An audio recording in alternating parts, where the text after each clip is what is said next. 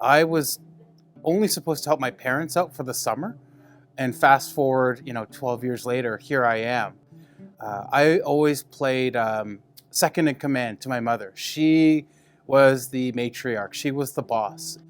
My mother actually, unfortunately, sadly passed away last year in October of 2019.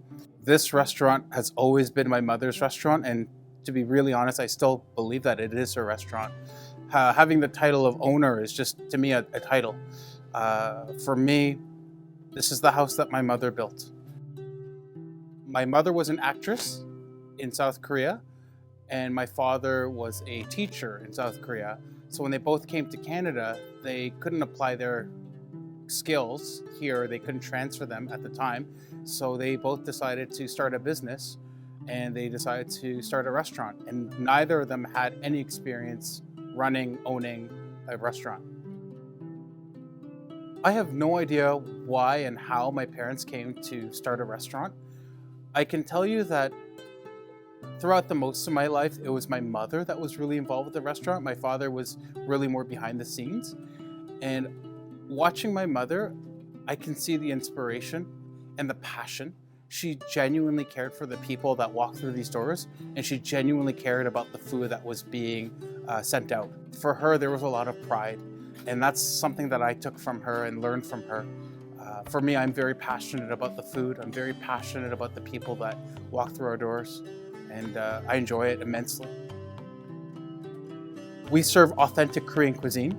If you went to Seoul, Korea right now, you would see the same type of food being offered at, a nice Korean restaurant. And that's something we take a lot of pride in. We still make our kimchi, which is fermented spicy cabbage. We still make that here in-house. We still use recipes that my mom passed on. Again, it's been 42 years.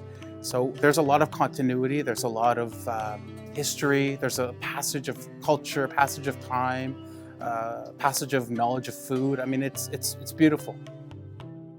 My mother was such a unique character because she was an actress in South Korea. She had that diva mentality.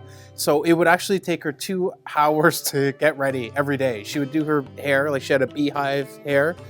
And some people actually referred to her as the Korean Bette Midler. She just had that aura. She was a star. She was always elegant. She dressed, just very lovely every single day. So what you're seeing here is a news article from the Globe and Mail, and the date is May 14th, 1986. And if you see the title, "Some Like It Hot, The Joy of Kimchi." So even back in 1986, she's really just showcasing Korean cuisine at a time when it wasn't really well known or popular like it is now. And here is a Korean newspaper just showcasing the history of Korean Village Restaurant. You can see the signage. It was actually yellow and very old and retro. We have a newer sign. And one thing I love about my mom, one thing I couldn't stand about my mom is that she didn't like to change anything. So this sign was up for 30 plus years. It wasn't until about 10 years ago where we changed our sign. I always thought and assumed that I would run this restaurant or take over one day, but not under these circumstances, not with my mother's passing. Thankfully I have an amazing wife. We have an amazing staff that helped me grieve, at the same time run a business. While my mother was alive, we never closed. We were open 365 days a year. And when my mother passed, we actually closed for 2 days. And then the following week, we closed another 2 days for the funeral. So in 1 week, in a span of 1 week, we closed for 4 days. Whereas my mother, when she was alive, we never closed. And it just shows you the type of work ethic that she had and the passion and just the drive. At her funeral, when I asked the funeral director, how many people do you think came? He actually did a quick count, an approximate count, and he said definitely approximately 1,000 people. And to know that all these people came to pay their respects to my mom, it says a lot about her legacy and the way she touched people's lives. And the one thing that I actually took away from your funeral, Just before I delivered the eulogy, I looked around and I saw all the people, and it wasn't just Koreans that were there. There were people from all walks of life, and it was really beautiful. And I just took a moment before I, did the eulogy, and I just said to my mom, "Thanks for teaching me how to treat people. Thanks for teaching me what life is really all about." Just to see all these people from all walks of life be in the same room together to show their respect, it was humbling, and it was really beautiful. And that's the one biggest takeaway I take away from my mother's passing. I would say that this year, 2020, has been one of the most challenging experiences of my life, both professionally and personally.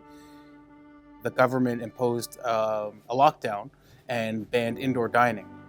So that severely affected our revenue and our way of business. And eventually, in order to survive, we had to cut costs, we had to find ways to save money, and that involved letting go of staff. And some of the staff members that I had to let go, they've been here for almost 40 years. Some of these people were like family. And it's not easy. It's these people are like family. It's never about the money. And it's really hard to let people go when, especially, they've done nothing wrong. And I feel so terrible. Even now, it's funny. They all saw the writing on the wall. This was back in March, but I still think about it. I still think about the fact that they're not here. I still think about, I worry about how they're surviving, how they're living, and I just hope that they're safe. I hope that they're healthy, but mentally it's been tough. It's been challenging. How am I trying to cope with all this? I'm seriously taking this day by day. It's funny, someone recently a customer came in and asked me, "Where do you see yourself in a year or two?" And I just started laughing. And in a very, I don't mean to be rude or anything, but I laugh because there's no way right now that we can think or look 1 year ahead. Currently, my wife and I, we're looking week to week, month to month, day to day. You don't see profits right away. The margins are very slim. And for example, we might make $500 today, but after you subtract everything, all the expenses and whatnot, we might be left with $35. And that's just the reality. So earlier when I said I'm taking it day to day, week to week, I'm being very serious. I mean, we just don't have that luxury of not knowing whether or not we can survive in the long run. So I've had to find different ways in order to sustain our restaurant and try to find other avenues for revenue. So one way is through deliveries, and actually it's corporate deliveries, just to be specific. And that's something we've never done before. In the 42-year history, we've primarily relied on indoor dining. So it's been definitely something I'm not used to, but something that I had to learn how to adjust and accept and try moving forward. This is cool. Like what I'm about to share, I don't think I even showed you this last time you were here. It's not actually a meal, but it's a side dish. It's something that accompanies a meal, but there's so much history behind this. As you can see, there's peppers, jalapeno peppers, and we added some onions, but this is actually fermented for 3 years. The reason why this dish means a lot to me is because, my mother grew up during the Korean War, and Koreans had to learn how to ferment food for, different periods of time in order to survive, harsh winters. I think of my grandmother, I think of my mother whenever I see this. It's funny, but in reality, I wouldn't be here without these peppers. My mother wouldn't be here without these peppers.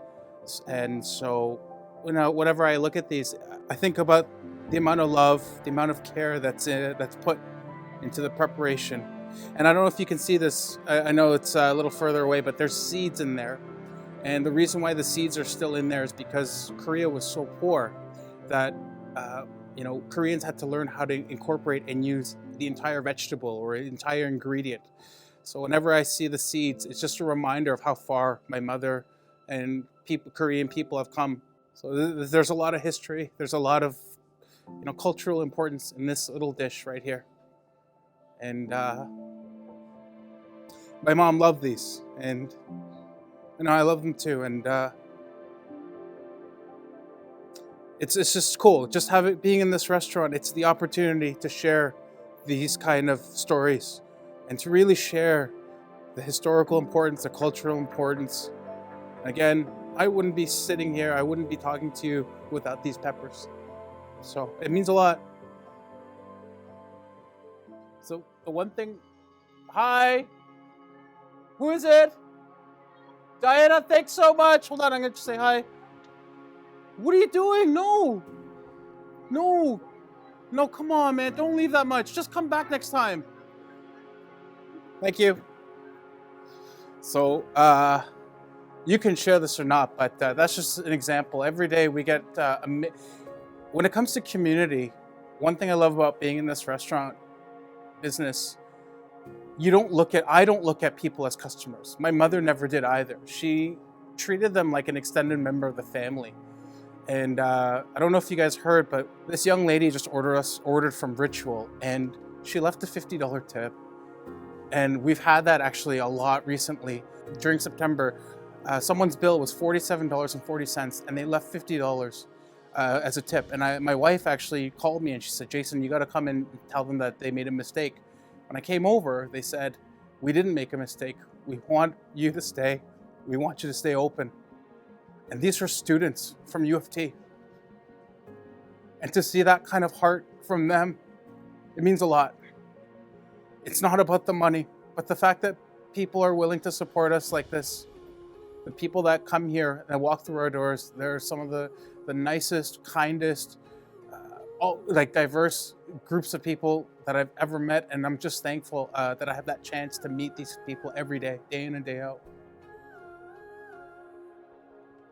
This is like a personal wall, and then that wall over there, that's more for celebrities and I guess more notable people. But for me, when I look at all these pictures, it really tells a story of how many people have walked through these doors and have been a part of this restaurant and have been a part of my mother's life.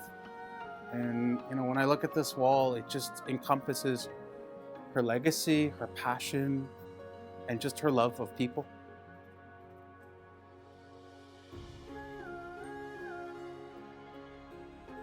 I actually asked my mom once why this restaurant is called Korean Village. And she said it's basically to tie in the word community. She felt that starting a small village could create a community. And I really believe she did that. I really believe that she accomplished that. And so, to this day, since February of 1978, this has always been Korean Village restaurant. And in Korean, it's Hangukwan.